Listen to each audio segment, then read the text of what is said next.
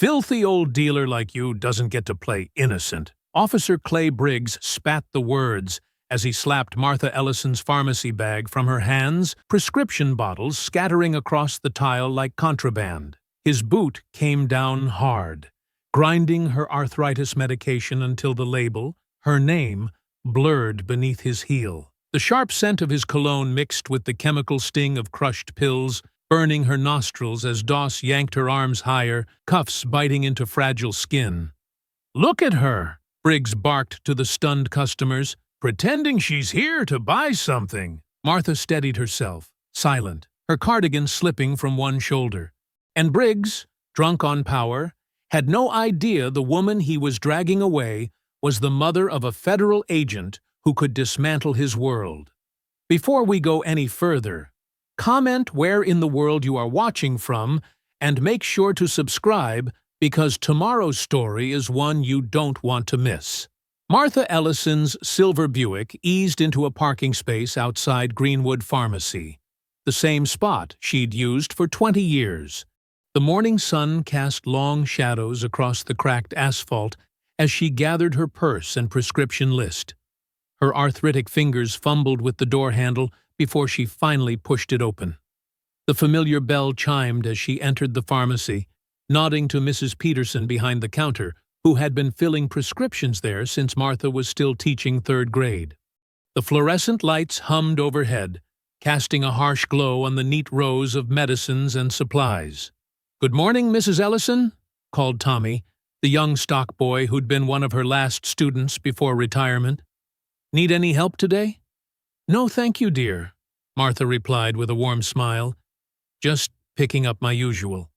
She made her way down the center aisle, her sensible shoes clicking softly against the linoleum. The arthritis in her hip was acting up again, making each step a careful consideration.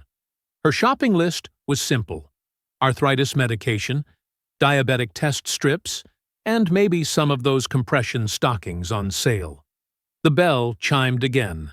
2 police officers entered, their boots heavy on the floor. Officer Briggs strutted in first, his chest puffed out like a rooster's, while Officer Doss followed, his eyes darting around the store. Martha barely noticed them as she reached into her purse for her coupon envelope. The envelope was stuck between her wallet and checkbook. Martha adjusted her purse on her shoulder, carefully extracting the thick packet of carefully clipped coupons she'd organized by category. As she did, she felt eyes on her. Looking up, she caught Officer Briggs staring intently in her direction. Martha returned to her shopping, moving down the vitamin aisle. The officer's footsteps echoed behind her, never more than an aisle away.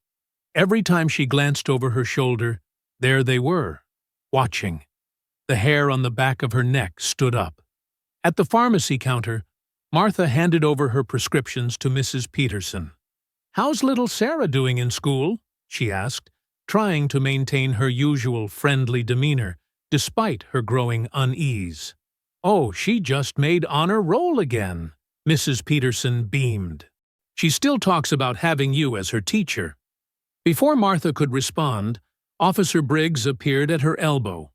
His badge caught the fluorescent light as he loomed over her. "Ma'am, I need you to empty your purse."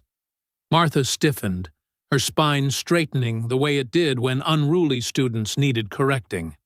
"I beg your pardon?" "Empty your purse, now." His tone was harsh, demanding. "I will do no such thing," Martha replied, her voice firm but quiet. "I've been coming to this pharmacy for decades. I don't appreciate being treated like a criminal." Other customers stopped to stare. Mrs. Peterson stood frozen behind the counter, prescription bag half extended. Officer Doss moved to Martha's other side, effectively boxing her in. "Last chance," Briggs growled. "Empty it yourself, or we'll do it for you." Martha clutched her purse closer. "I know my rights. You have no cause to search my belongings." Officer Doss's hand shot out, grabbing Martha's arm. His fingers dug into her flesh through her cardigan sleeve. "Don't make this harder than it needs to be." "Take your hands off me!" Martha's voice rose with indignation. Decades of commanding classroom respect rang in her tone. I am a retired teacher, not some common criminal. Tommy stepped forward from where he'd been stocking shelves. Officers, there must be some mistake. Mrs. Ellison is— Stay back, Briggs barked, causing the young man to flinch. Martha's heart pounded as she looked around at the familiar faces now watching in horror. Mrs. Peterson's hand covered her mouth. The young mother by the baby supplies held her phone up, recording. An elderly man using a walker shook his head in disgust. This is completely unnecessary, Martha stated, fighting to keep her voice steady. I've done nothing wrong. Briggs's face darkened. His hand clamped down on Martha's shoulder, spinning her around. Before she could protest further, he slammed her against the medical supplies shelf. Boxes of bandages and cold medicine clattered to the floor. Several customers gasped. Someone shouted, "Hey!" A child started crying. Martha's cheek pressed against the cold metal shelf as her arms were wrenched behind her back. You people never learn, Briggs muttered, his breath hot against her ear. Martha's hip screamed in pain where it was crushed against the shelf edge. Dignity warred with fear as she felt the cold metal of handcuffs against her wrists. All around her, the familiar pharmacy blurred as tears filled her eyes. The handcuffs clicked shut around Martha's wrists, cold metal biting into her skin. Pain shot through her hip, where the shelf's edge dug in mercilessly. "We've got a dealer here," Briggs announced loudly, his voice echoing through the stunned pharmacy. Distribution of controlled substances. That's ridiculous, Martha protested, her voice shaking. I'm here for my arthritis medicine. Briggs yanked her away from the shelf, spinning her to face the horrified onlookers. Yeah, that's what they all say. Down on the ground. Please, Martha begged. My hip, I can't. But Briggs was already forcing her down, his knee pressing into her back as Doss grabbed her legs. Martha's hip exploded with agony as they pushed her onto the cold linoleum floor. Her cheek pressed against the tiles, still sticky from morning mopping. Someone help her, Mrs. Peterson cried from behind the counter. She's been my customer for 20 years. Stay back, Doss warned, pointing at the gathering crowd. This is police business. A young mother near the vitamin aisle held up her phone, recording the scene with trembling hands. This is wrong, she said. She's just an old lady. Hand over that phone! Doss stormed toward her, snatching it from her grasp. He spotted another customer filming and grabbed that phone too. Evidence in an ongoing investigation. The young woman who'd been recording by the entrance quickly slipped her phone into her shoe before hurrying out the door.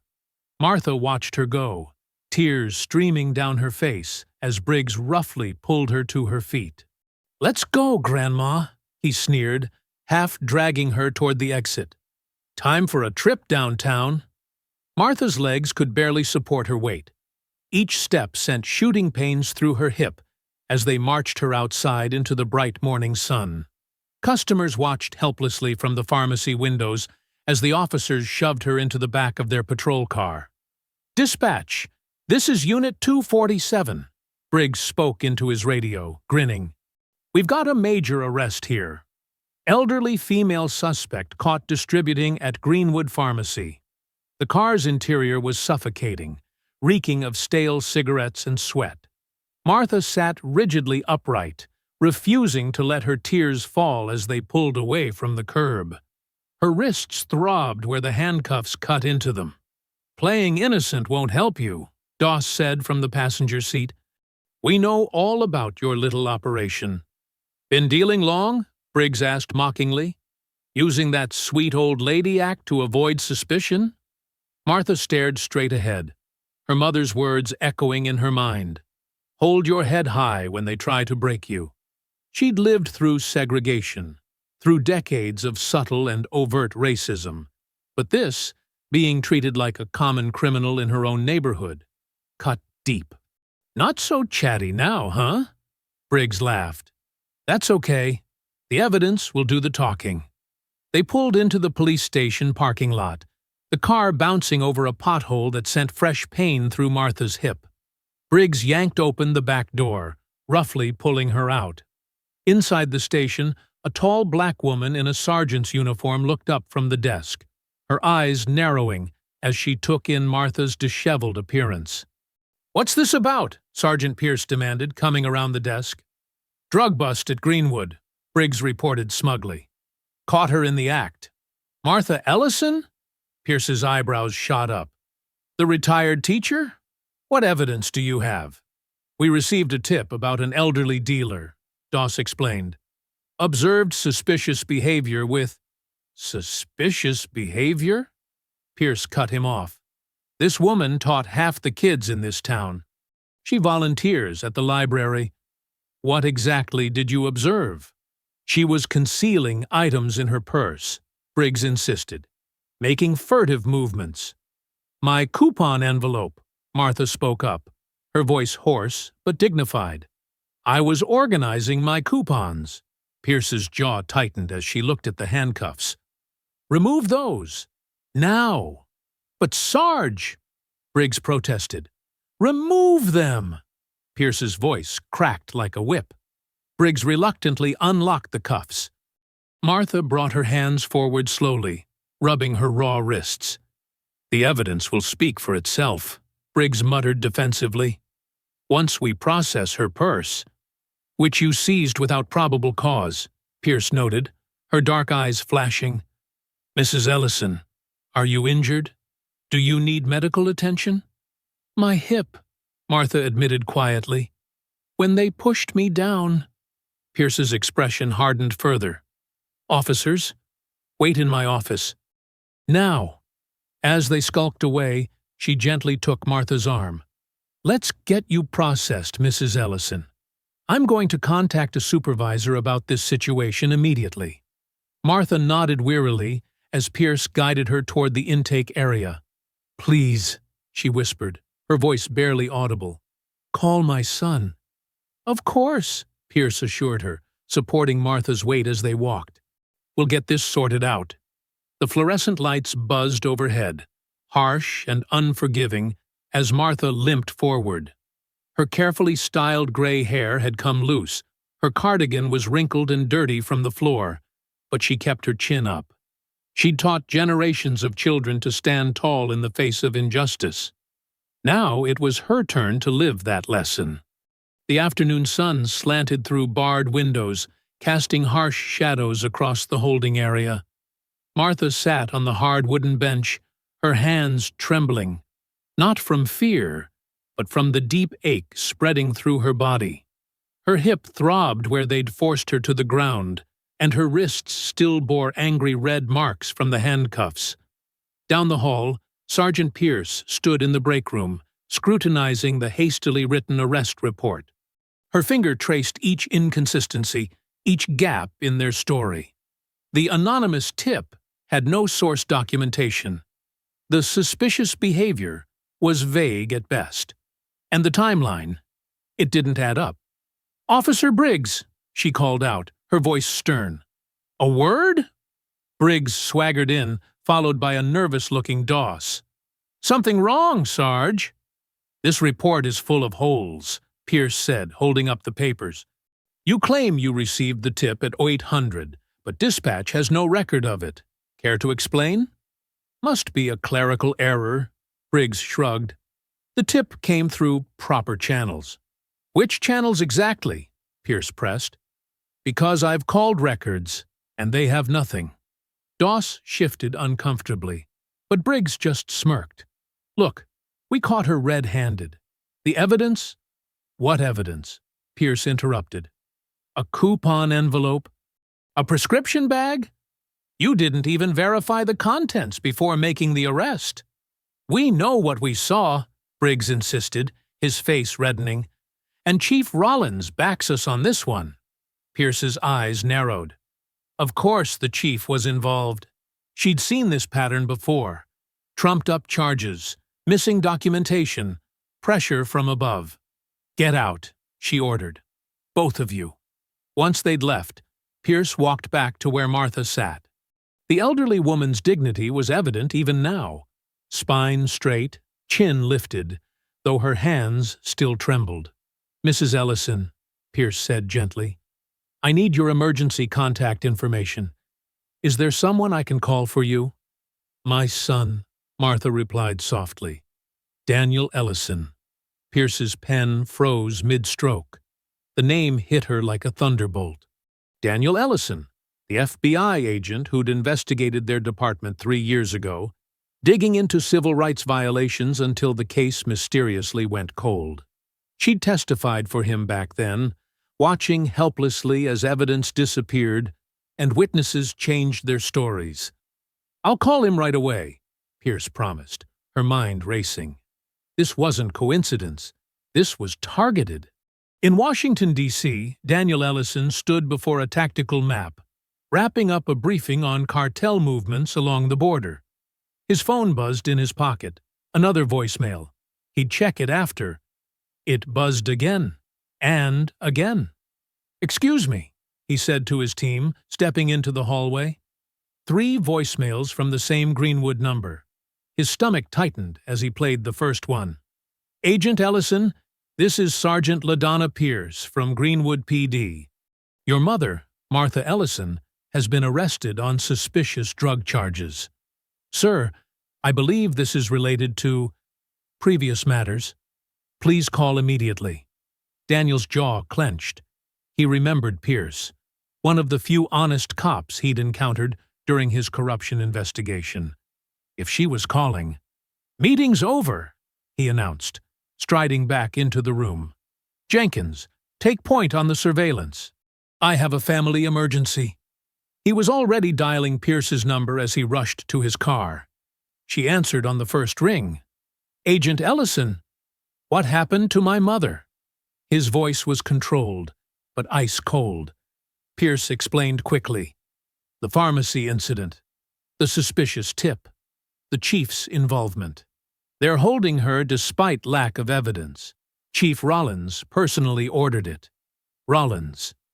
The name sparked memories of missing files, threatened witnesses, and a case that should have brought down half the department. "How is she?" "She's hurting.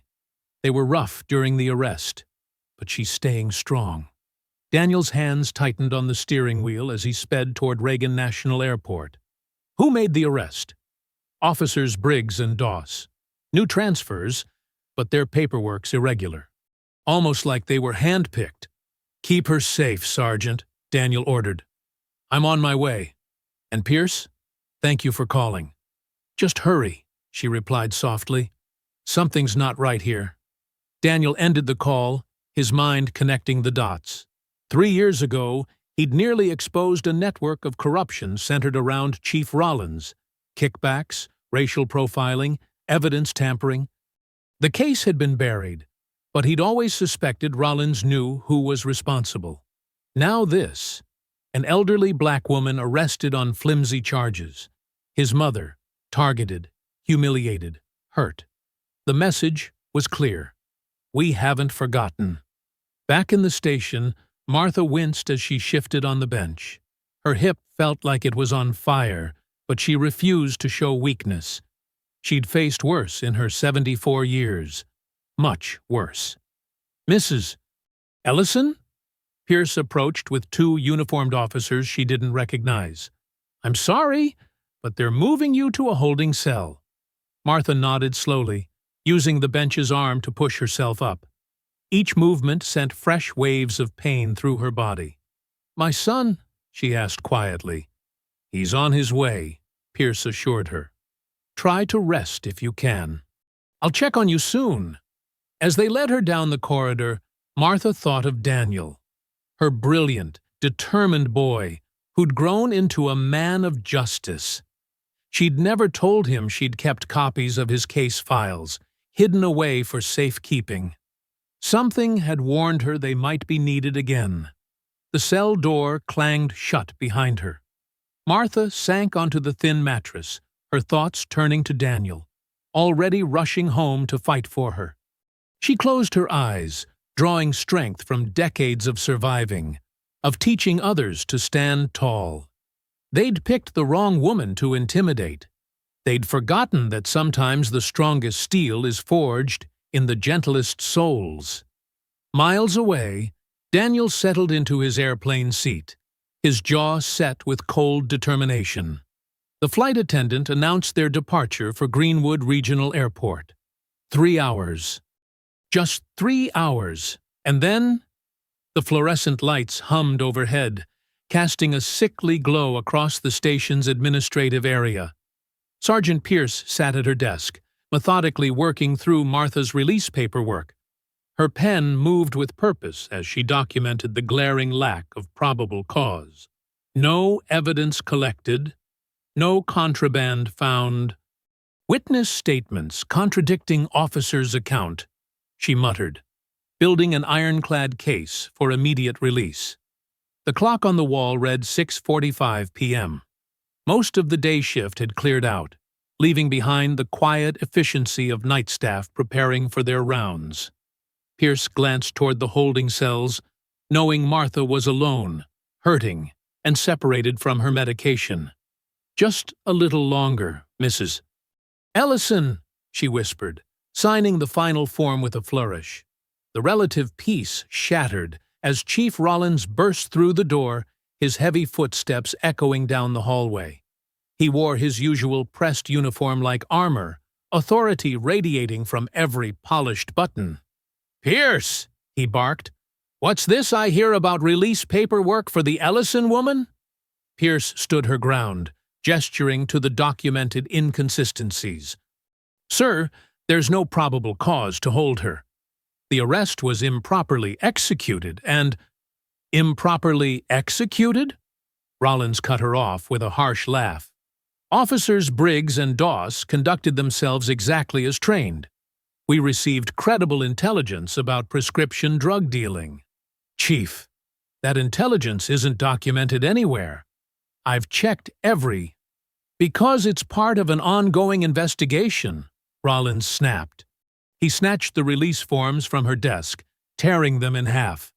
"Mrs. Ellison stays in custody pending narcotics analysis. That's an order."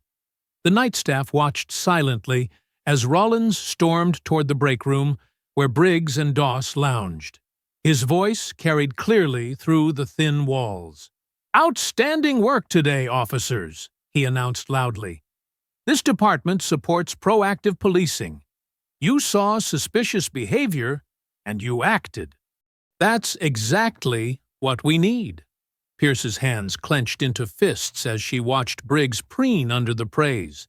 Doss at least had the decency to look uncomfortable, but he nodded along with his partner. "Thank you, Chief," Briggs replied smugly. "Just doing our job, keeping the streets clean." Pierce pulled out her phone, stepping into an empty interview room for privacy. Daniel needed to know about this development. He answered immediately. "I just landed," he said without preamble. "What's happened?" "Chief Rollins intervened personally," Pierce explained. "He's ordered your mother held overnight, claiming they're waiting on drug analysis. But Daniel," she lowered her voice further, "this feels coordinated. Briggs and Doss, they're not random transfers. Their personnel files are locked down tight. But I recognized Briggs's name from your old case notes." A long pause followed. When Daniel spoke again, his voice was cold steel. "The same network. They're all connected to what I was investigating 3 years ago." "Yes. And they're using your mother to send a message. Keep watching her, Sergeant. I'm on my way." Across town, in a cramped apartment bedroom, 23-year-old Jasmine Taylor sat cross-legged on her friend's bed, staring at her phone. The video she'd captured at the pharmacy played silently. Martha's dignified resistance, the brutal takedown, the officers' sneering faces clearly visible. "You have to post it," her friend Angela urged. "People need to see this." Jasmine shook her head. "You saw what they did to those other witnesses. They'll come after me. Then send it anonymously to the news or something." But Jasmine remembered Officer Briggs's threat to another bystander. Recording police activity can be considered interference with an investigation. Think about your family. She tucked the phone away, hugging her knees to her chest. I need to think about it. Make sure I do this right. The holding cells were quiet now, most temporary detainees having been released or transferred. Martha lay on the thin mattress, one hand pressed against her aching hip. The bruise there felt hot and swollen, but she refused to complain. They wouldn't get the satisfaction. Instead, she prayed, not just for herself, but for Daniel, racing through the darkness toward her. For Sergeant Pierce, trying to do right in a corrupt system. Even for those young officers whose souls had been twisted by power and prejudice. Lord, give us strength, she whispered. Give us justice.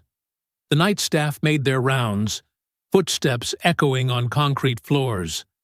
Martha could hear other inmates shifting restlessly, some crying softly, others calling out for attention. She thought of her students over the years. How many had she taught to stand up against bullies, to believe in their own worth? Now she needed to live those same lessons. On the interstate, Daniel gripped his rental car's steering wheel, pushing the speed limit as much as he dared. Exit signs flickered past. 45 miles to Greenwood. The same road he'd driven 3 years ago, chasing corruption that ran deeper than anyone suspected. His mother's face filled his thoughts, her gentle strength, her unwavering moral compass. She'd raised him alone after his father died, working 2 jobs while earning her teaching degree. She'd taught him that justice wasn't just about laws. It was about standing up for what's right, no matter the cost. Now she was paying that cost, lying in a cell because corrupt men wanted to send him a message. His jaw clenched as another exit sign appeared. 40 miles to Greenwood. Hold on, Mom, he murmured. I'm coming. The fluorescent lights buzzed on, keeping their merciless vigil as night settled over the station. Martha adjusted her position carefully, trying to find relief from the constant ache. Through her cell window, she could see a sliver of stars. Somewhere out there, her son was coming. And with him, a reckoning these men never expected. Just before midnight, Daniel's rental car pulled into the dimly lit police station parking lot. The building's harsh fluorescent glow cast long shadows across the empty spaces. He killed the engine but remained seated, studying the entrance where hours earlier they'd dragged his mother inside. His phone buzzed, a text from Sergeant Pierce. South lot, behind the dumpsters. Daniel found her waiting in the shadows, her dark uniform blending with the night. Her face was drawn with concern as she glanced over her shoulder. We need to be quick, Pierce whispered. The cameras have blind spots here, but Rollins has eyes everywhere. Tell me everything, Daniel said, his voice tight with controlled anger. Pierce pulled out a folded paper. The anonymous tip that triggered this? It was specific. Too specific. They knew your mother would be at the pharmacy today. Knew what she'd be wearing. A blue cardigan and tan slacks. Knew she'd arrive in her silver 2015 Camry. Even knew which parking spot she usually takes. Daniel's jaw clenched. Only someone local would have those details. Exactly. And the tip came through internal channels, not the public line. Someone inside the department targeted her deliberately. Inside the station, Officers Briggs and Doss stood at the evidence processing counter. Briggs held up a small plastic bag containing white pills, a smirk playing across his face. Make sure this gets logged under the Ellison case, he told the sleepy-looking evidence clerk. Found during the initial search, of course. Doss shifted uncomfortably, but said nothing as Briggs dropped the planted evidence into the deposit drawer. What's wrong, Hunter? Briggs taunted. Getting soft on me? Remember what the chief said? We're cleaning up the streets. Yeah, Doss mumbled. Cleaning up the streets. Back in the parking lot, Daniel processed Pierce's information. I need to see the case documents, he said. The arrest report, the evidence log. Already tried, Pierce interrupted. Rollins has everything locked down tight. Says it's an active investigation, no access, without his direct approval. Which he won't give. Not a chance. But Pierce glanced around again before pulling a folded paper from her pocket. I made copies of the intake log before they restricted it. Look at the timestamps. Daniel studied the document under the dim parking lot lights. The evidence submission is logged before the actual arrest time? Pierce nodded. They're getting sloppy. Confident no one will challenge them. They've never dealt with me before, Daniel said grimly. Be careful, Pierce warned. These men, they're not just corrupt, they're desperate. And desperate men are dangerous. A car door slammed somewhere in the lot, making them both tense. Go, Pierce whispered. I'll keep watching your mother. Make sure she's safe. But Daniel? She gripped his arm. Whatever you do, don't let them know how much you know.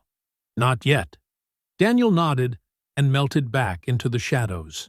Minutes later, his rental car pulled away from the station, heading toward his mother's house on Oak Street. The modest two-story home sat dark and silent, exactly as Martha had left it that morning. Daniel used his spare key, breathing in the familiar scent of lemon furniture polish and the lingering aroma of yesterday's Sunday dinner. He moved through the rooms like a ghost, noting the half-finished crossword puzzle on the kitchen table, the gentle ticking of the grandfather clock in the hall, the family photos lining the walls. His mother's presence filled every corner, making her absence feel even more wrong. In the living room, Daniel stood before the mantel, staring at a photo of his mother surrounded by her last class of students before retirement. Their bright young faces beamed at the camera, adoring their teacher who had touched so many lives over her decades of service. His fists clenched as he imagined her now, lying on a hard jail cot, her hip aching from their rough handling. The same woman who had taught generations of children, who had raised him alone after losing her husband, who had never lost her faith in justice despite seeing so much injustice, now locked away on false charges by corrupt men drunk on power. The grandfather clock struck midnight, its deep chimes echoing through the empty house. Daniel moved to the window, looking out at the quiet street where neighbors slept, unaware of the corruption festering in their midst. How many others had these officers targeted? How many lives had they destroyed while Rollins protected them? The questions burned in his mind as he paced the familiar rooms, too wired to rest, despite knowing he needed to be sharp tomorrow. In his mother's bedroom, the bed was still neatly made, her reading glasses resting on the nightstand beside a well-worn Bible. A sticky note marked her place. Psalms 37:6. He will make your righteous reward shine like the dawn, your vindication like the noonday sun. Daniel touched the note gently, drawing strength from his mother's unwavering faith. He would need that strength in the coming days. Back in the living room, Daniel stood in the pool of streetlight streaming through the window. Dawn was still hours away, but already his mind was mapping out the investigation to come. He would need to move carefully, gathering evidence while staying under Rollins's radar. One wrong move could put his mother in even greater danger. The house creaked and settled around him, its familiar sounds both comforting and accusing. This was his mother's sanctuary, and they had violated it by targeting her. By tomorrow, they would learn exactly what that meant. Looking at the family photos one last time, Daniel made a silent vow. When the sun rose, the truth would begin its journey into the light. His mother had taught him that justice requires courage, patience, and an unwavering commitment to what's right. Now it was time to put those lessons into action. The first rays of sunlight crept over Greenwood's horizon as Daniel strode through the police station's front doors. The morning shift was just starting, officers shuffling in with coffee cups and tired eyes. At the front desk, Chief Rollins held court, his bulk filling the space as he gestured dramatically to a cluster of officers. "Quite a haul," Rollins announced loudly, clearly aware of Daniel's arrival. "Found these in Martha Ellison's purse during processing." He held up an evidence bag containing white pills. "Looks like someone's beloved teacher had a side business." Daniel's hands tightened into fists at his sides, but his face remained carefully neutral. He'd been trained to control his reactions, to never let targets see his true thoughts. Still, hearing his mother's name dragged through mud made his blood boil. "Those weren't there during her arrest," Daniel stated flatly. Rollins's smile didn't reach his eyes. Now, I understand you're upset about your mother, but evidence is evidence. We're upgrading the charges to distribution of controlled substances." Officer Doss lurked at the edge of the group, unable to meet Daniel's gaze. Briggs, however, stood proudly next to the chief, practically preening. "My mother has never touched illegal drugs in her life," Daniel said. "She keeps detailed records of every prescription, every receipt." "Save it for court," Rollins cut him off. "Maybe she fooled you too. Sometimes the ones closest to us have the darkest secrets." Daniel turned away, his jaw clenched so tight it ached. He knew arguing would get him nowhere. Instead, he headed to his car and drove to the pharmacy, where early morning customers were already trickling in. Inside, the fluorescent lights cast the same harsh glow as yesterday when they'd assaulted his mother. Daniel approached several customers, showing his FBI credentials discreetly. "I'd like to ask you about what happened here yesterday morning," he said to an elderly man examining vitamins. The man's eyes darted nervously to the front counter. "Didn't see nothing," he mumbled, hurrying away. A middle-aged woman was more direct. "Look," she whispered. "Those officers, they've done this before. Last month they roughed up Mr. Washington when he was picking up his heart medicine. Said his prescription looked suspicious. Nobody did anything because, well, you know how it is here. Did you witness what happened to Martha Ellison yesterday?" "Everyone knows Miss Martha," the woman said. "Taught half this town's kids. But those officers, they're protected. Speaking up just brings trouble." At the pharmacy counter, Daniel requested to view security footage from the previous day. The pharmacist, a thin man with wire-rimmed glasses, wrung his hands anxiously. "There was an unfortunate incident with our security system last night," he explained. "The hard drive seems to have been corrupted. We lost everything from the past 48 hours. "Corrupted how?" Daniel pressed. "I really couldn't say. These things happen sometimes." The pharmacist's eyes kept darting to the store's front windows. Outside, Daniel noticed a patrol car cruising past, Briggs at the wheel. The message was clear. They were watching. Back inside, Daniel approached more witnesses. Most hurried away or claimed they hadn't seen anything. But one young mother spoke up, voice trembling. "Those officers were wrong," she said quietly, loading diapers into her cart. "Miss Martha was just standing there with her coupons. They treated her like a criminal for no reason. But my friend Amy, she got footage on her phone. They took phones from 2 other people, but Amy hid hers. Can you put me in touch with Amy?" The woman hesitated. "She's scared. This morning, someone left a dead rat in her mailbox. Could have been random, but it probably wasn't," Daniel finished. Meanwhile, across town, local news stations were running with the story. "Beloved former teacher accused in drug investigation," the headlines declared. Social media exploded with shocked comments. Some defended Martha, but others wondered if there was truth to the accusations. "You never really know people," one comment read. "Maybe she needed money for retirement." "My kids were in her class," another posted. "Hard to believe, but why would the police lie?"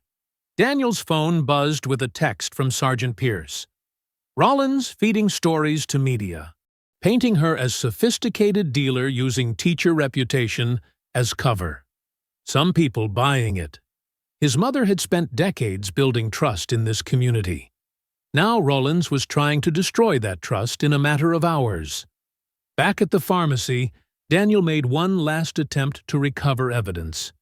The overnight cleaning crew reported seeing men in uniforms accessing the security room around 3 a.m. But without proof, it was just another dead end. Standing on the sidewalk outside, Daniel's fists clenched as he watched another patrol car roll by.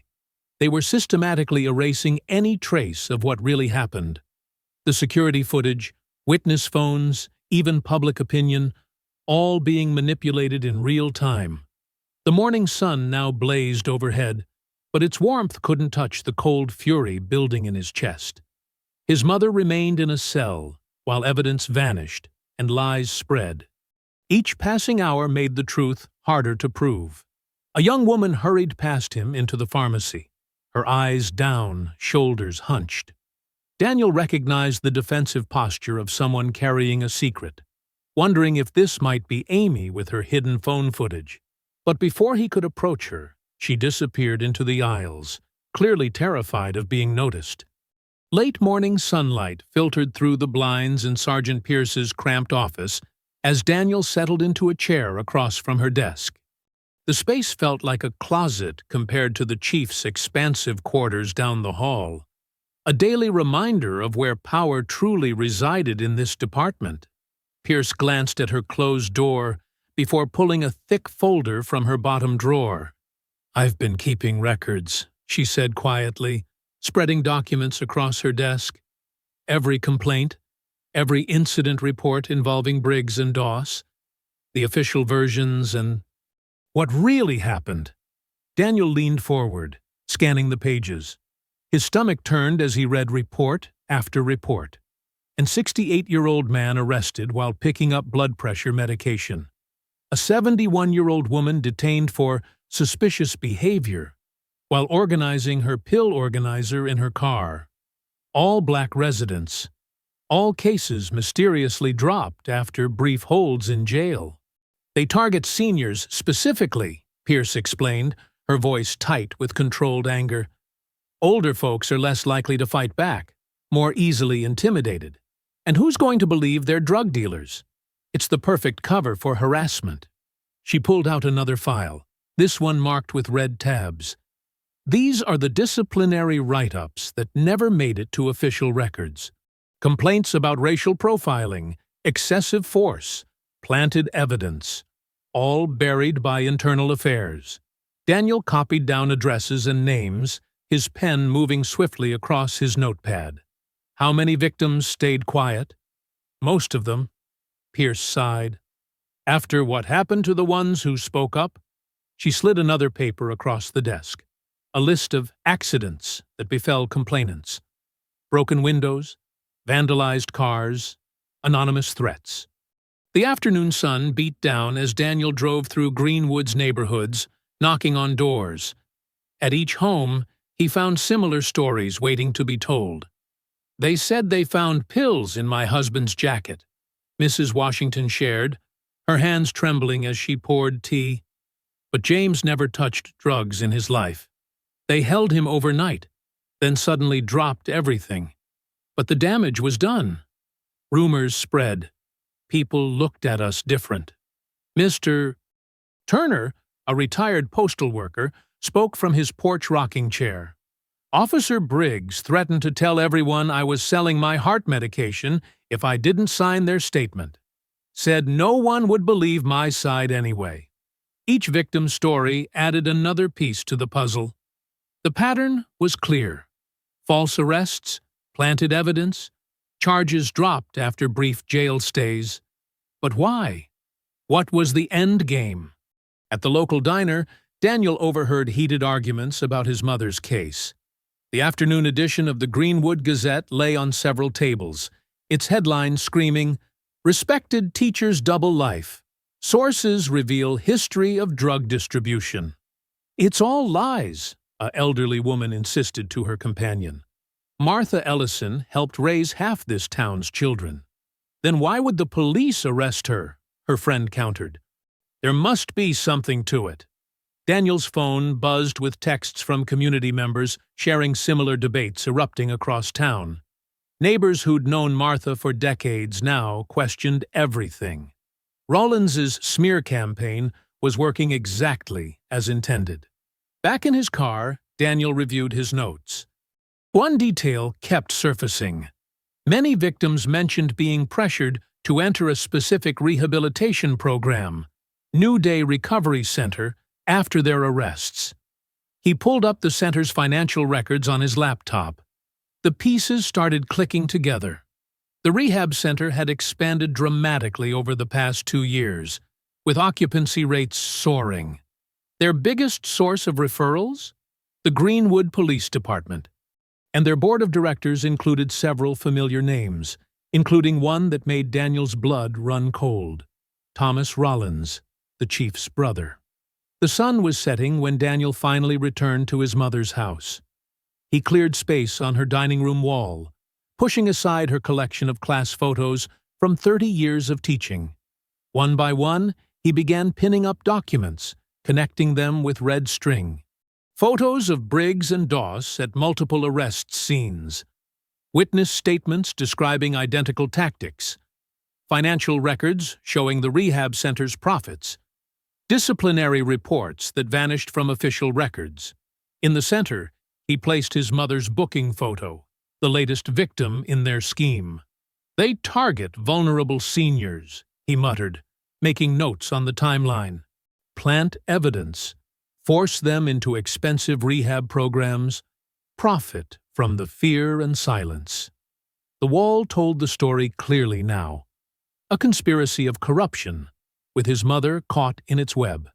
But proving it would require more than circumstantial connections. He needed hard evidence that would stand up in court. Daniel stepped back, studying the complex web of crimes and victims he'd mapped out. His mother's face stared back at him from the center of it all, dignified even in her booking photo, refusing to be broken by their cruelty. Outside, a police cruiser rolled past the house for the 3rd time that hour. They were watching, waiting for him to make a mistake. But Daniel had learned patience in his years with the FBI.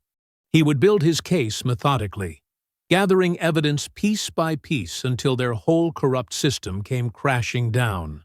The dining room wall, once covered with happy memories of his mother's teaching career, now displayed the dark truth of Greenwood's justice system.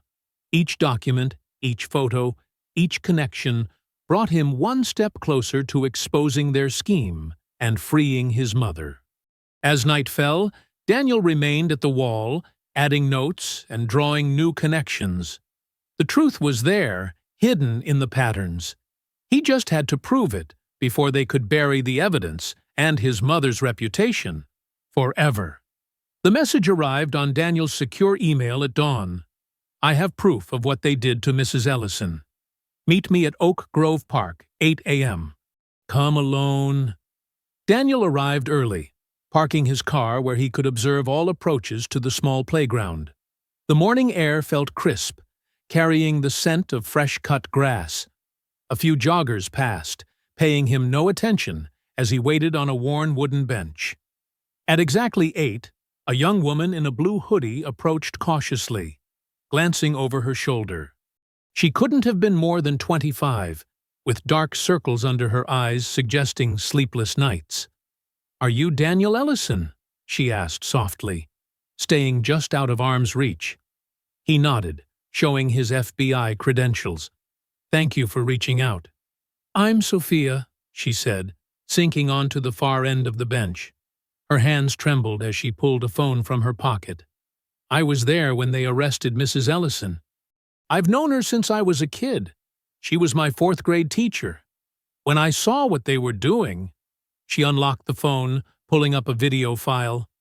"I hid my phone in my shoe when Officer Doss started grabbing people's devices. I couldn't just let them hurt her like that." Daniel watched the footage, his jaw clenching.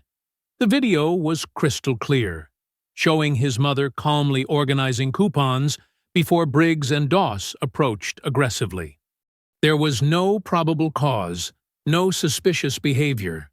just two officers targeting an elderly black woman, then violently shoving her against the shelves when she questioned their authority. "The sound is good too," Sophia added quietly. "You can hear them taunting her, making those horrible accusations, and Mrs. Ellison staying so dignified through it all, even when they hurt her." Daniel immediately connected his laptop, creating multiple encrypted backups. "This is exactly what we needed," he said. "Would you be willing to provide a sworn statement about what you witnessed?" Sophia nodded, though fear flickered across her face. "Mrs. Ellison spent 30 years helping kids in this town. Someone has to stand up for her now." By 9:30, Daniel had submitted the footage and Sophia's statement to Internal Affairs. The response was immediate. By 10, both Briggs and Doss were called in and placed on administrative leave pending investigation. Word spread quickly through Greenwood's tight-knit community. As Daniel drove to the station to check on his mother, he saw people gathering on the sidewalks, many carrying hastily made signs. "Justice for Martha Ellison," "Teachers deserve respect," "End police harassment," "Free Mrs. E." The crowd grew steadily, their voices rising in unified calls for Martha's release. Former students, parents, fellow teachers, faces from decades of Martha's service to the community joined together, demanding accountability. Inside the station, Daniel found Sergeant Pierce processing Martha's release paperwork, a satisfied smile playing at her lips. "Seems your evidence was pretty compelling," she said. "Chief Rollins is in damage control mode. The county commissioner's office is already asking questions." When Martha emerged from the holding area, she walked slowly but held her head high. Daniel gently supported her arm, noting how she winced from her bruised hip. But her eyes were clear and determined. "Thank you, LaDonna," she said softly to Pierce, "for being one of the good ones." The sergeant squeezed her hand. "I'm just sorry I couldn't stop this sooner." As they stepped outside, the crowd erupted in cheers. Martha blinked back tears at the sight of so many familiar faces. Students she'd taught decades ago, now grown with children of their own, all there to support her. "Mrs. Ellison!" Sophia pushed through the crowd, no longer hiding. "I'm so glad you're okay." Martha opened her arms, embracing the young woman. "My brave Sophia," she whispered, "I remember you always stood up for what was right, even in 4th grade." Sophia wiped her eyes. "You taught us that, Mrs. Ellison. You showed us what courage looks like." The drive home was quiet, Martha resting her head against the passenger window as familiar streets rolled by. Her house looked exactly as she'd left it Monday morning, her garden still waiting to be watered, her mail neatly collected by concerned neighbors. Daniel helped her inside, fixing her favorite tea and ensuring she took her medication. The ordeal had exhausted her, though she insisted on sitting in her kitchen for a while, reacquainting herself with the comfort of home. "I knew you'd come," she said softly, patting Daniel's hand. "When they put me in that cell, I just kept thinking, my boy will make this right." "They never should have touched you," Daniel replied, his voice tight with controlled anger. "But it's over now. You're home." As evening settled over Greenwood, Martha finally admitted she needed rest. Daniel helped her up the stairs to her bedroom, where fresh sheets and familiar pillows awaited. She changed into her comfortable nightgown, while he adjusted her curtains and turned down the bed. "My good son," she murmured, as he tucked the blankets around her shoulders. "Always taking care of your mama." Daniel kissed her forehead, breathing in the familiar scent of her lavender soap. "Get some sleep, Mom. I'll be right downstairs if you need anything." Martha closed her eyes, settling into her own bed for the first time in 2 days. Outside her window, crickets chirped their evening song, a peaceful counterpoint to the tension and fear of the jail cell. She was home, she was safe, and justice was finally beginning to turn in her favor. Daniel sat at Martha's dining room table early Thursday morning, surrounded by stacks of documents. Steam rose from his coffee cup as he methodically organized the evidence against Briggs and Doss. The morning sun cast long shadows across his work, printed screenshots from Sophia's video, sworn statements from witnesses, and the disciplinary records Pierce had provided. He rubbed his tired eyes, checking his watch. 7:15 a.m.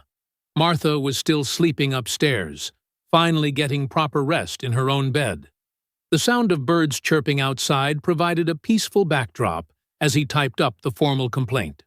Officers Briggs and Doss demonstrated clear misconduct and excessive force in their unlawful arrest of Martha Ellison, age 74, he wrote, keeping his language precise and professional despite his personal involvement.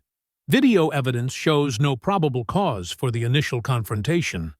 His phone buzzed. A text from Pierce. IA investigators arriving at 9. They want to review everything.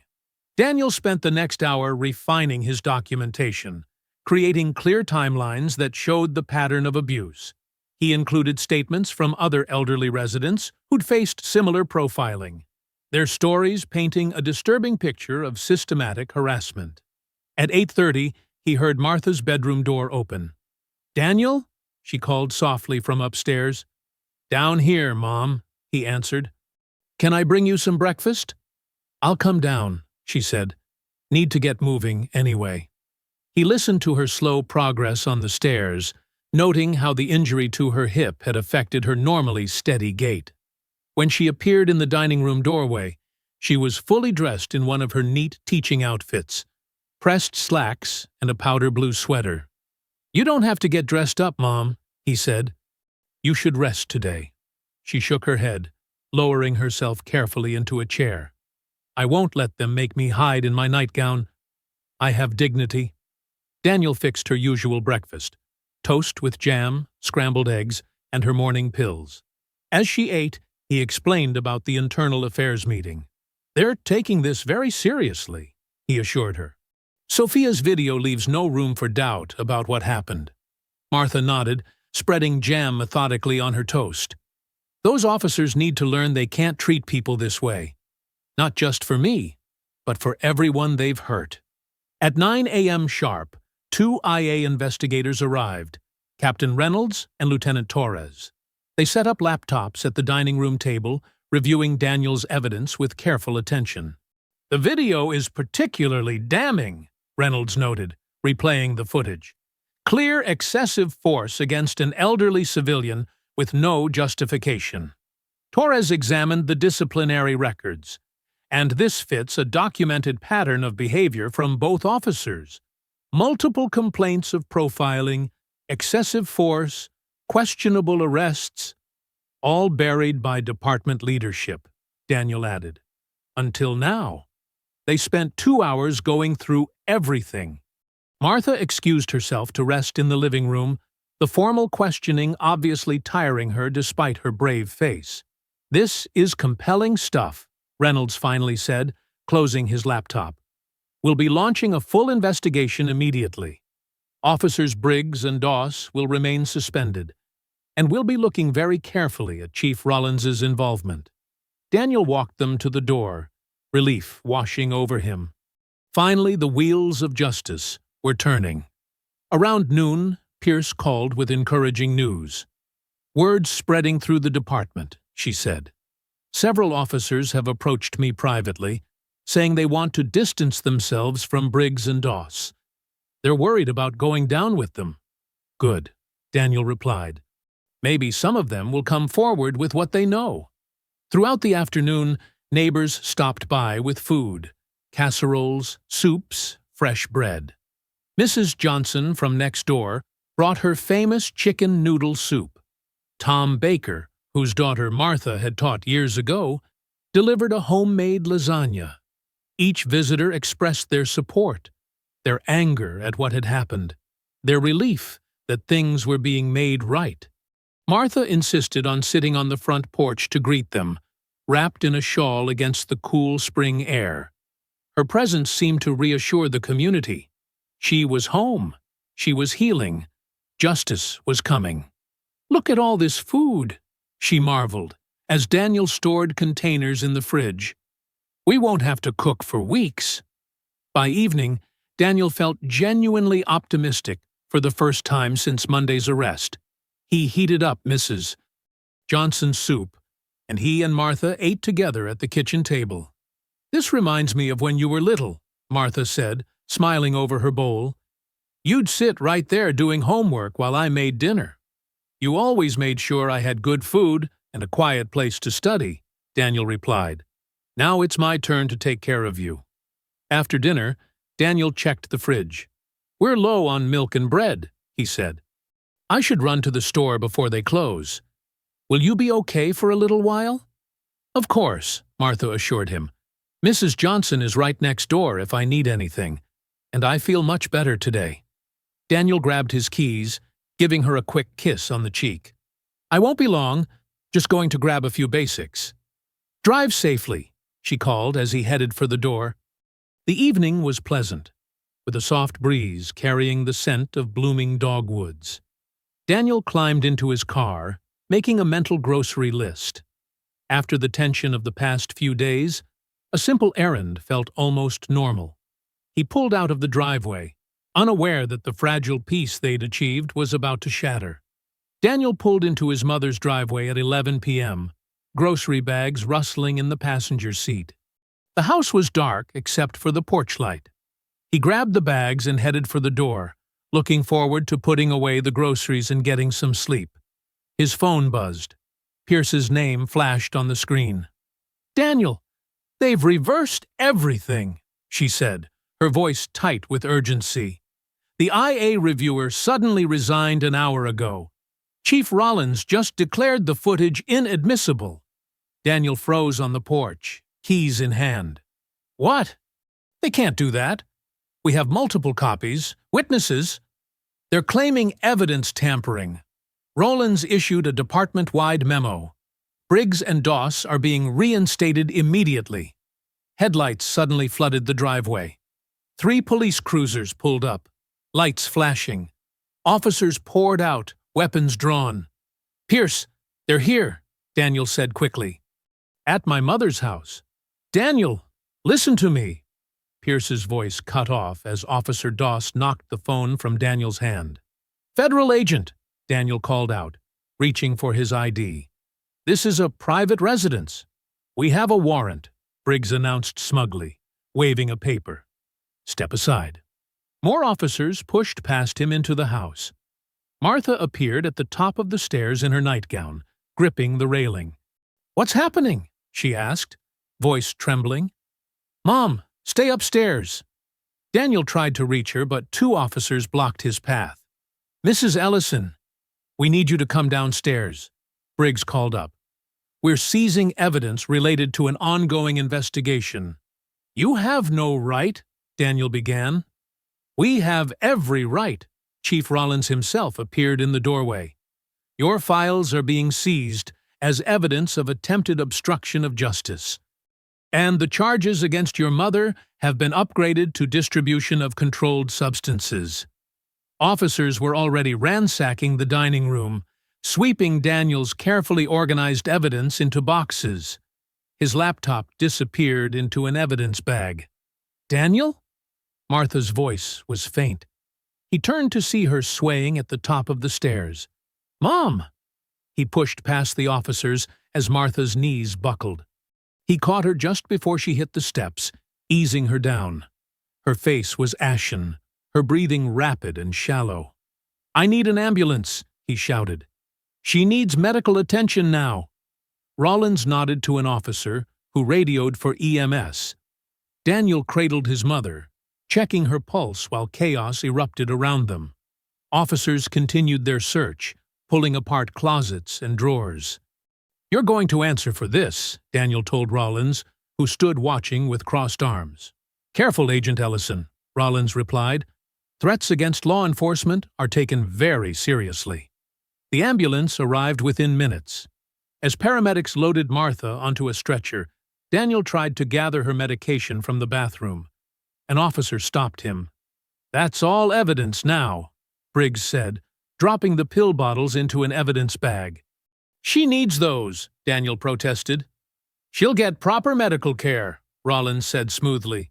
We wouldn't want any controlled substances leaving the premises. Daniel followed the stretcher out to the ambulance, arguing with officers in the driveway about Martha's prescriptions. Neighbors were emerging from their homes, drawn by the commotion. Mrs. Johnson stood on her porch in a bathrobe, hand over her mouth in shock. You can ride with her, a paramedic told Daniel. But we need to go now. Daniel climbed into the ambulance, gripping Martha's cold hand as they pulled away. Through the back windows, he could see officers carrying boxes of his files to their cruisers. At the hospital, Martha was rushed into the emergency room while Daniel paced the waiting area. His phone buzzed with messages from Pierce describing the sudden departmental reversal. The IA reviewer had submitted his resignation letter at 10 p.m., citing personal reasons. Within minutes, Rollins had declared the investigation compromised and ordered all evidence sealed. After what felt like hours, a doctor finally emerged. Your mother is stable, she said, but she experienced a severe anxiety attack that triggered concerning cardiac symptoms. Given her age and medical history, we'd like to keep her overnight for observation. Daniel nodded numbly. Can I see her? Martha lay small and pale in the hospital bed, an IV in her arm and monitors beeping steadily. Her eyes fluttered open as Daniel took her hand. I'm sorry, she whispered.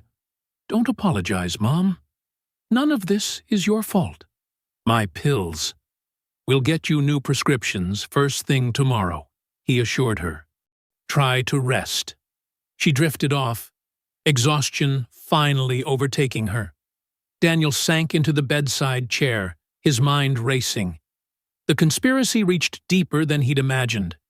They'd been ready with warrants, with legal justification, with a coordinated plan to seize his evidence. Someone with serious influence was protecting this network. The steady beeping of Martha's heart monitor filled the quiet room. Daniel watched her sleep, seeing new lines of worry etched on her face. She'd spent her life teaching children, building community trust, earning respect.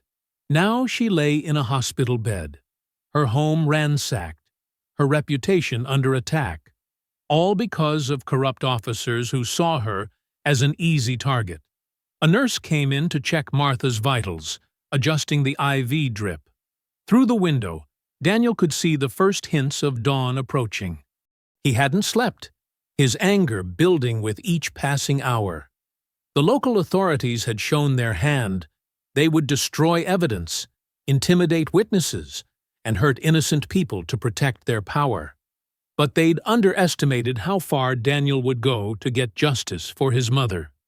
As Martha's monitors beeped steadily in the pre-dawn quiet, he made a silent promise.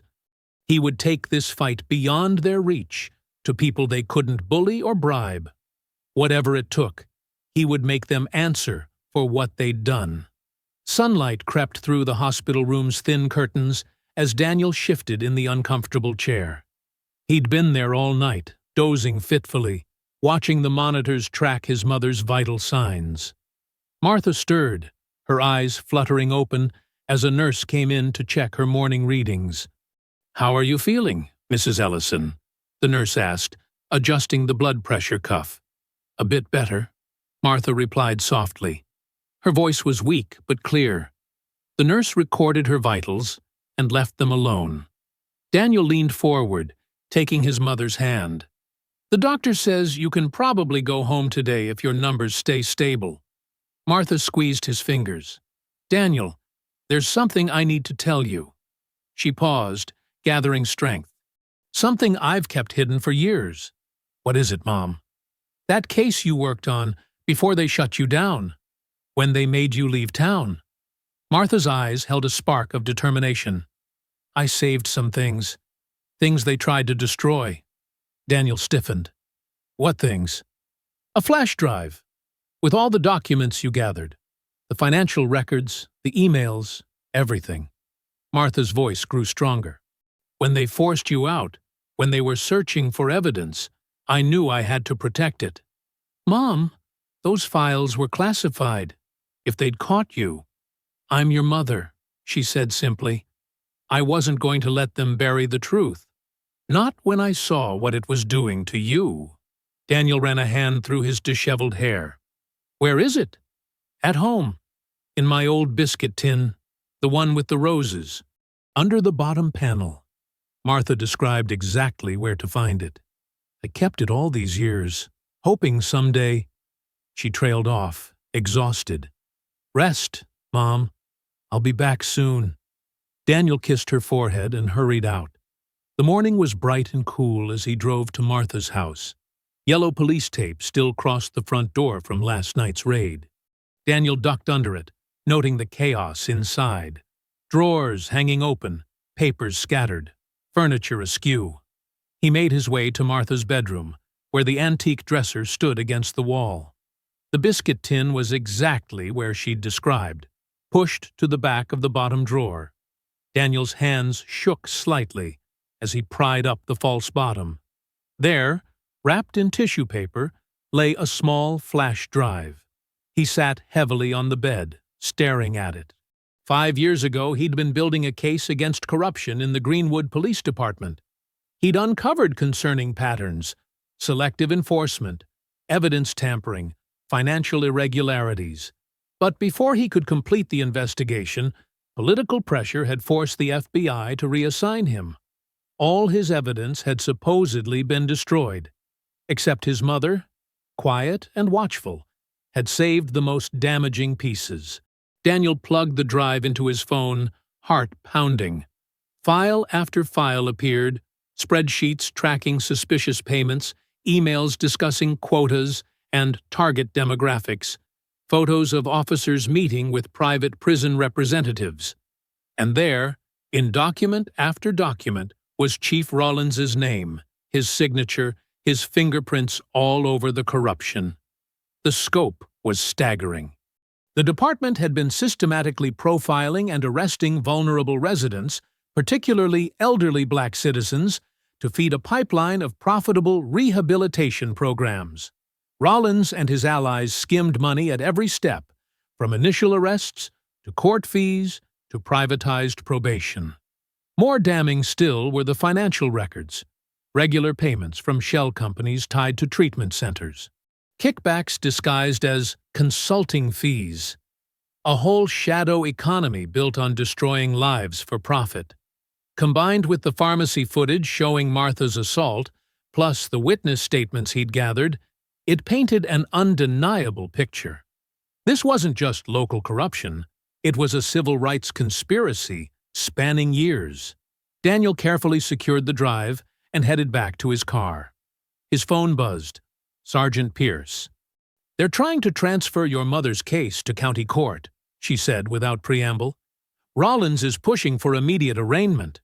Let them try, Daniel replied. I'm about to take this so far above their heads they won't know what hit them. Be careful. Rawlins is calling in favors, trying to block any outside investigation. His influence doesn't reach where I'm going with this. Daniel started the car. Keep me posted on any moves they make. Will do. And Daniel, whatever you found, make it count. He drove back to the hospital, mind racing with next steps. The evidence on the drive gave him grounds to bypass local authorities completely. He could take this straight to the DOJ's Civil Rights Division, trigger a federal investigation that Rawlins couldn't stop. Martha was sitting up when he returned, looking stronger. A breakfast tray sat untouched beside her. Did you find it? She asked as he settled into the chair. Daniel patted his pocket where the drive rested. You kept all of it. Every document, every record. He took her hand. Mom, why didn't you tell me sooner? I was protecting you, she said. They'd already hurt your career once. I wanted to be sure it would make a difference. Her eyes met his. When they arrested me, when I saw those same officers still hurting people after all these years, I knew it was time. Daniel leaned close, keeping his voice low despite the empty room. Everything's about to change, he whispered. What you saved. It's exactly what we need. They can't hide from this anymore. Martha's fingers tightened around his. The morning sun streamed through the window, warming her face. For the first time since her arrest, she smiled. A small, fierce smile that reminded Daniel where he'd gotten his determination. The flash drive in his pocket held the key to dismantling years of corruption. His mother's quiet courage in preserving it would finally bring justice, not just for her, but for every victim of Greenwood's broken system. Daniel stepped into the sterile hospital hallway, his footsteps echoing against the linoleum floor. He walked past the nurse's station to a quiet corner near the emergency exit, where he could make a secure call without being overheard. The flash drive felt heavy in his pocket. 5 years of evidence about to shatter Greenwood's corrupt power structure. He dialed a number he'd memorized years ago, reserved for cases involving systemic civil rights violations. After 2 rings, a familiar voice answered. Special Agent Teresa Martinez. Martinez, it's Daniel Ellison. He kept his voice low, watching the hallway. I need the Civil Rights Division Task Force. It's about Greenwood. Ellison? The corruption case that got buried? Papers rustled on her end. What's changed? Everything. Daniel described Martha's arrest, the planted evidence, the pattern of targeting elderly black residents. And I have proof. Financial records, emails, documentation of the whole network. They're profiting from targeted arrests through kickbacks from private rehab facilities. Martinez's tone sharpened. Send me what you have. Now. Daniel pulled out his laptop, connecting through a secure hotspot. He uploaded the most damning files first. Spreadsheets tracking payments to Rollins, emails discussing arrest quotas by neighborhood, photos showing officers meeting with rehab center executives. Jesus, Martinez muttered, reviewing the documents. This goes deeper than before. The pharmacy footage, uploading now, shows clear civil rights violations. They assaulted my mother without cause, then planted evidence to justify it. More voices joined Martinez's line, senior DOJ officials reviewing the evidence in real time. Daniel heard fragments of their discussion. Clear conspiracy, systemic targeting, immediate intervention required. After 20 tense minutes, Martinez returned. We're authorizing federal action. A task force will move at dawn tomorrow. Keep this completely quiet. We need total surprise. Understood. Daniel glanced toward Martha's room. What about my mother's charges? They'll be dropped the moment we take control. Make sure she stays safe tonight. And Daniel? Well done preserving this evidence. You've given us everything we need. After ending the call, Daniel sent a secure message to Sergeant Pierce. Federal intervention coming. 0500 tomorrow. Prepare trusted officers only. Her reply was immediate. Copy. Will ensure cooperation from reliable personnel. Watch your back until then. Daniel returned to Martha's room, where she was picking at her lunch tray. The hospital had agreed to keep her overnight for observation, which now seemed like a blessing. She'd be safer here during the raid. Everything okay? She asked, noting his expression. Better than okay. He sat beside her, speaking softly. The Justice Department is moving in tomorrow. All those files you saved? They're exactly what was needed to prove the whole conspiracy. Martha set down her fork, eyes bright. They're really going to do something? A federal task force is coming at dawn.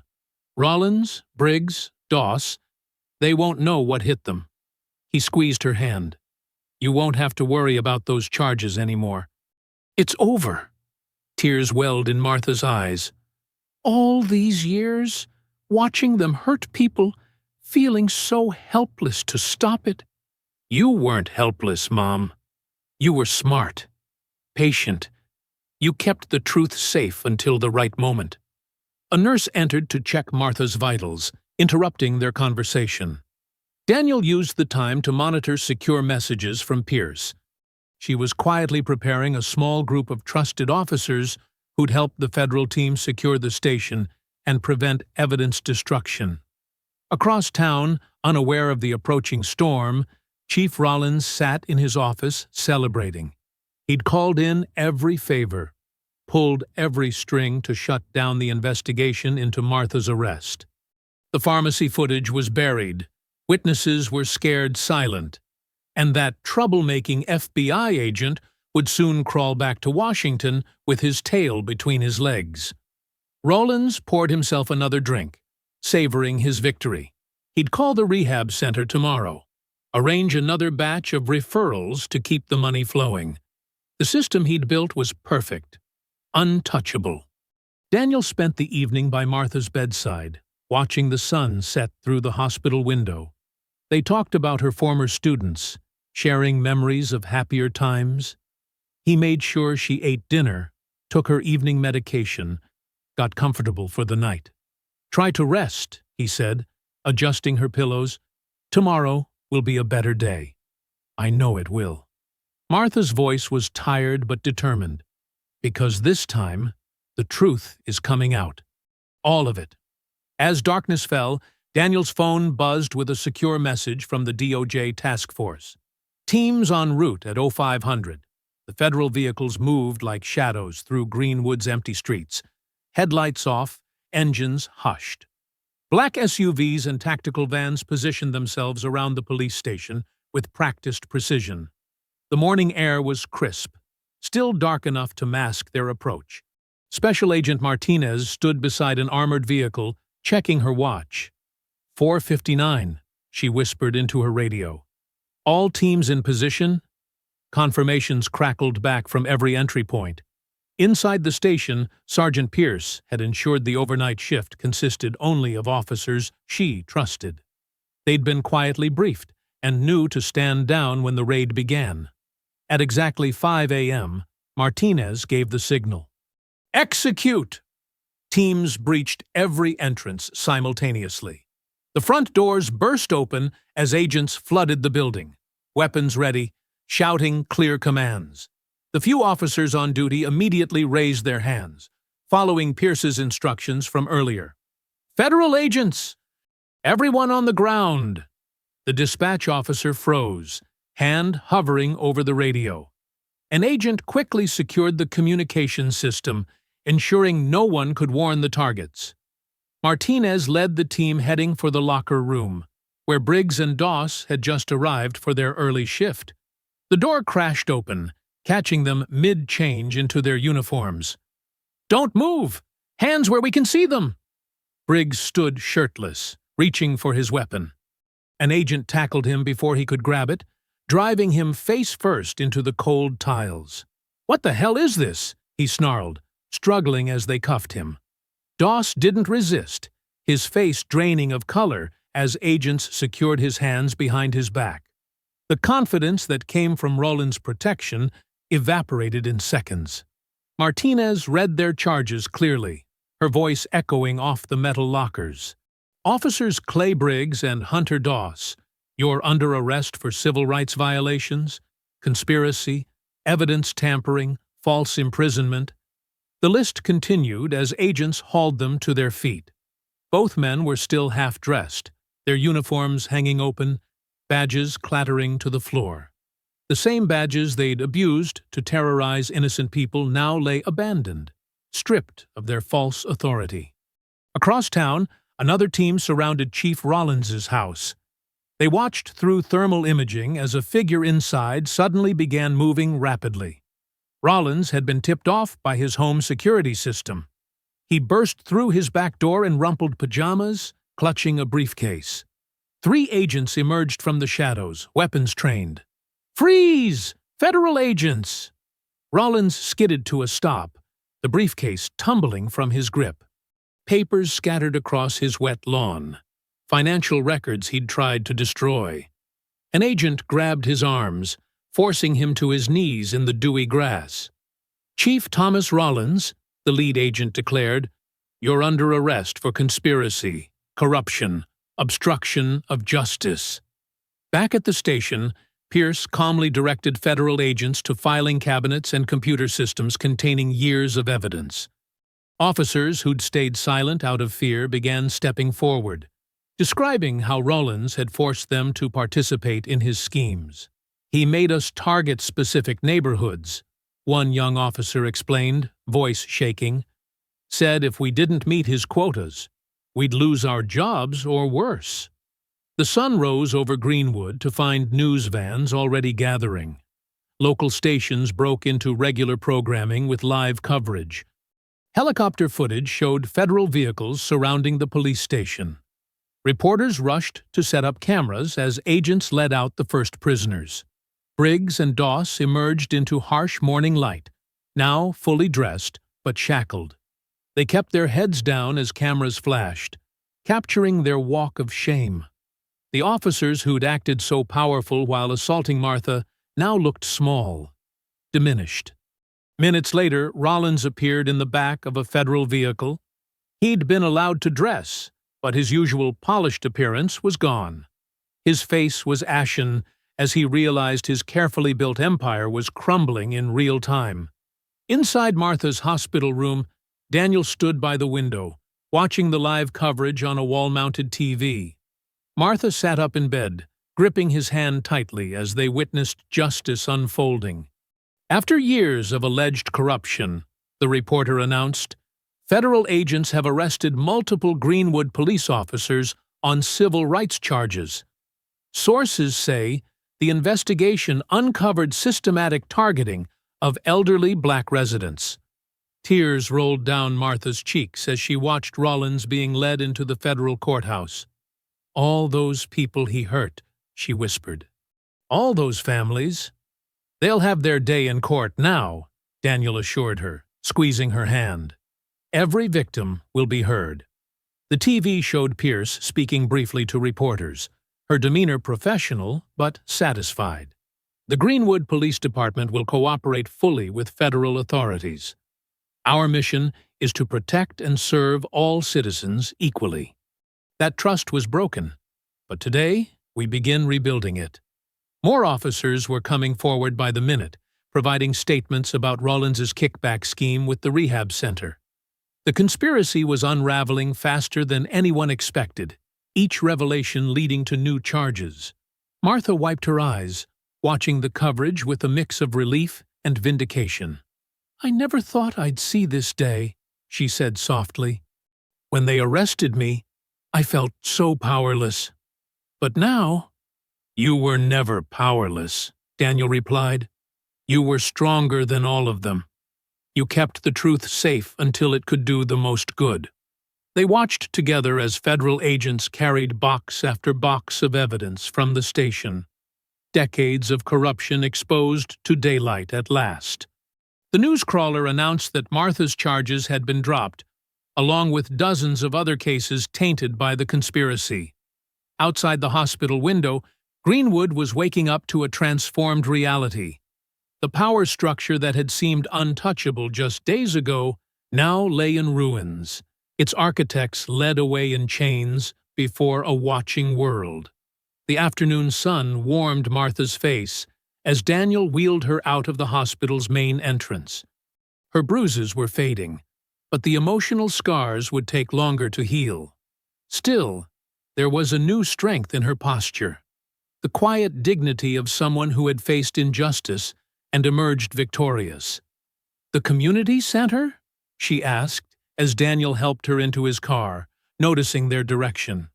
"Just for a little while," he smiled, carefully securing her seatbelt. "Some people want to see you."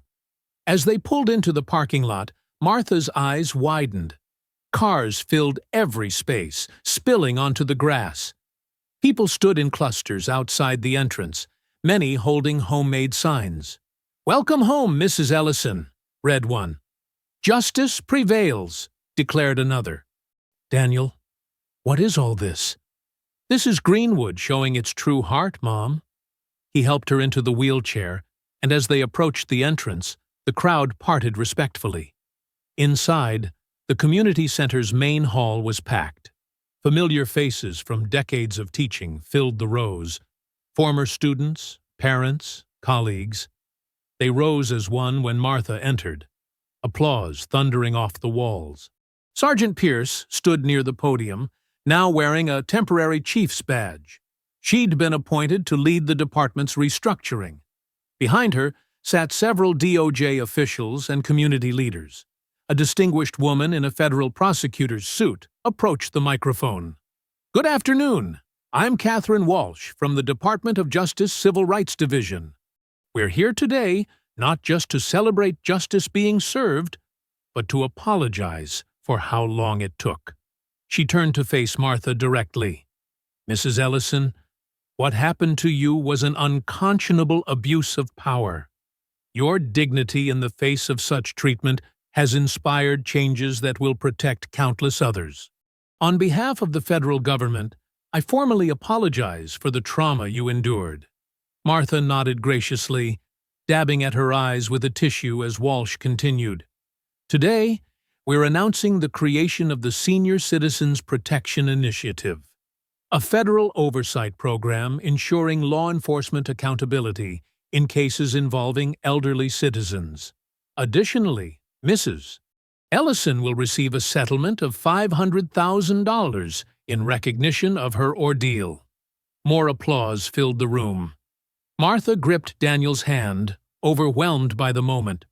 Walsh gestured to someone in the crowd. "We'd also like to recognize another hero in this story." The young woman who had filmed the arrest stood nervously. Martha immediately wheeled herself forward to embrace her. "Amy Martinez showed tremendous courage," Walsh explained. "Without her quick thinking and bravery in preserving that footage, this case might have ended very differently. Ms. Martinez, the DOJ would like to present you with our Civilian Justice Award." Amy accepted the plaque with trembling hands. "I just did what Mrs. Ellison taught me in 3rd grade," she said softly into the microphone. "Stand up for what's right, even when you're scared." Fresh tears spilled down Martha's cheeks as her former student hugged her again. Pierce took the podium next. "The Greenwood Police Department is undergoing a complete restructuring. We've already implemented new training protocols, established a citizen oversight committee, and created mandatory reporting procedures for any use of force against elderly or vulnerable residents." She paused, her voice growing firmer. "The old guard is gone. Officers who stayed silent out of fear are coming forward. We're building something new, a department worthy of this community's trust." A DOJ deputy director approached Daniel. "Agent Ellison, your work here has been remarkable. We'd like you to head our new Elder Justice Task Force. Your experience and dedication make you the perfect choice to lead this initiative nationally." Daniel looked at his mother, who nodded encouragingly. "I'd be honored," he replied. Community leaders took turns outlining other reforms: body cameras for all officers, regular civil rights audits, new diversity requirements for hiring. Each announcement drew appreciative murmurs from the crowd. Martha's former teaching colleagues presented her with a plaque naming the high school's Community Service Award in her honor. "Every year," her old principal explained, "a student who demonstrates extraordinary moral courage will receive the Martha Ellison Stand for Justice Award." The formal ceremony gradually shifted into a community celebration. People lined up to hug Martha, share stories, offer support. Elderly residents who'd faced similar profiling but had been afraid to speak up now gave their statements to DOJ officials, knowing they'd finally be heard. Pierce approached Martha privately during the reception. "The pharmacy has a surprise for you," she said. "They've dedicated their consultation area as the Martha Ellison Community Corner. It's a safe space where seniors can get help with prescriptions and resources without fear." After several hours, Martha was visibly tiring, though her spirit remained bright. Daniel began wheeling her toward the exit, but well-wishers kept stopping them to express their support. "Let's get you home, Mom," he said gently, noticing her fatigue. The drive home was quiet, both of them processing the day's emotions. As they turned onto Martha's street, she gasped softly. Every porch light was on, and dozens of neighbors stood in her front yard. Daniel helped her up the walkway as people called out warm greetings. Inside, her kitchen had been transformed. The counters overflowed with casseroles, fresh fruit, baked goods, enough food to feed her for weeks. Get well cards and flowers covered every surface. Her next-door neighbor, Mrs. Patterson, stepped forward. "We've arranged a schedule," she explained. "Someone will check on you every day until you're back to full strength. We take care of our own here in Greenwood, the right way." Martha sank into her favorite armchair, surrounded by tangible proof of her community's love. The cards before her carried messages of support, apology, and determination to build a better town. Through her window, she could see children playing freely on the sidewalk, no longer fearful of police cars passing by. Daniel watched his mother's eyes grow heavy with grateful exhaustion. The day's events had demonstrated what he'd always known, that justice, while sometimes delayed, was unstoppable when good people stood together. His mother's courage had transformed not just their town, but would soon protect vulnerable seniors across the country. Sunday morning sunlight streamed through Martha's kitchen window, casting a warm glow across her worn wooden table. She stood at the counter, her movements deliberate as she prepared her morning tea. The familiar ritual felt different now, more peaceful, more assured. Daniel sat at the table, scanning news headlines on his tablet. "The federal investigation has already uncovered connections to 3 other precincts," he said. Rawlins's network was bigger than anyone imagined. Martha nodded, bringing 2 steaming mugs to the table. All those years of hurting people, thinking they could get away with it forever. She wrapped her hands around her cup, drawing comfort from its warmth. Sometimes the longest roads lead to the most important destinations. "Speaking of roads," Daniel said carefully, "how do you feel about heading to the pharmacy today?" Martha's hands tightened slightly on her mug, but her voice remained steady. "It's time. I won't let fear keep me from living my life. I'll be right beside you," Daniel assured her. They drove the familiar route to Greenwood Pharmacy, Martha sitting straighter as they approached. The building looked different somehow, less threatening, more like the community fixture it was meant to be. As they parked, Martha noticed new security cameras had been installed, part of the town's reforms. "Good," she murmured. "No more lost footage." The automatic doors slid open with their familiar chime. The same sound that had once marked the beginning of her nightmare now welcomed her into a transformed space. The store manager, Mr. Peterson, hurried forward immediately. "Mrs. Ellison," he said, his voice thick with emotion, "I can't express how deeply sorry we are for what happened here. We failed you that day, but we're committed to making this right." Martha accepted his words with grace. "Thank you, Thomas. We all have a part in building a better community." He gestured toward the consultation area. "We'd like to show you something."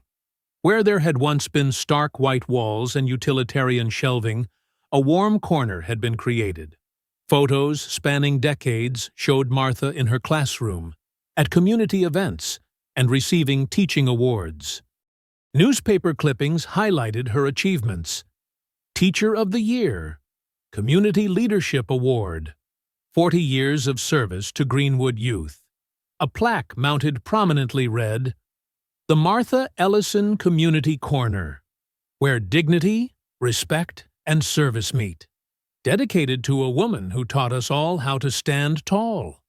Martha's eyes misted as she read messages posted by former students and community members. "Mrs. E taught me more than math. She taught me courage. Your classroom was the first place I felt truly seen. 3 generations of my family learned integrity from you." Current pharmacy staff had gathered nearby, many of them former students themselves. A young pharmacist stepped forward, tears in her eyes. "I was here that day," she admitted. "I was too scared to speak up. I'll carry that shame forever. But I promise you, nothing like that will ever happen here again." Martha hugged her gently. We learn. We grow. We do better. That's all anyone can ask. As they moved through the store, other customers smiled and nodded respectfully. Where once there had been hostile officers watching her every move, now there was only the normal bustle of Sunday morning shoppers. Daniel watched his mother carefully, ready to support her if the memories became too much. But Martha moved with quiet confidence, her head high as she selected her items. She paused in the aisle where she'd been assaulted, touching a shelf briefly. You know, she said softly to Daniel, standing here now, I feel sorry for them. Who, Mom? Rollins, Briggs, Doss, all of them. They were so small inside, so afraid of losing their power, they forgot how to be human. She straightened a few items on the shelf. Teaching taught me that bullies are always the most frightened people in the room. At the checkout counter, the clerk refused to let Martha pay. Your money's no good here anymore, Mrs. Ellison. Store policy. Daniel's phone buzzed as they finished bagging their items. He stepped aside to take the call, returning with a satisfied expression. That was the DOJ task force. They've traced all of Rollins' connections to the private prison industry. The whole network is falling apart. 17 arrests across 3 states so far. Martha nodded, unsurprised. Light always finds its way through the cracks. As they prepared to leave, Mr. Peterson approached again. Mrs. Ellison, we're starting a senior outreach program, helping older residents understand their medications, navigate insurance, access resources. Would you consider serving on our advisory board? We need voices like yours. I'd be honored, Martha replied. Every step forward matters. They walked toward the exit, Martha's arm linked comfortably through Daniel's. The automatic doors slid open with their musical chime. The same sound that had marked the beginning of her ordeal now signaled a new chapter. Young Amy Martinez was entering as they left. She beamed at Martha, proudly wearing her DOJ Civilian Justice Award pin. Good morning, Mrs. Ellison. I'm starting my shift at the community corner today. Then it's in good hands, Martha smiled. Keep standing tall, Amy. They stepped out into the bright Sunday morning, the door chiming behind them. Where police cruisers had once loomed menacingly, families now walked freely on the sidewalks. The air itself felt lighter, cleaner somehow, as if the whole town could finally breathe again. I hope you enjoyed that story. Please like the video and subscribe so that you do not miss out on the next one. In the meantime, I have handpicked 2 stories for you that I think you will enjoy. Have a great day.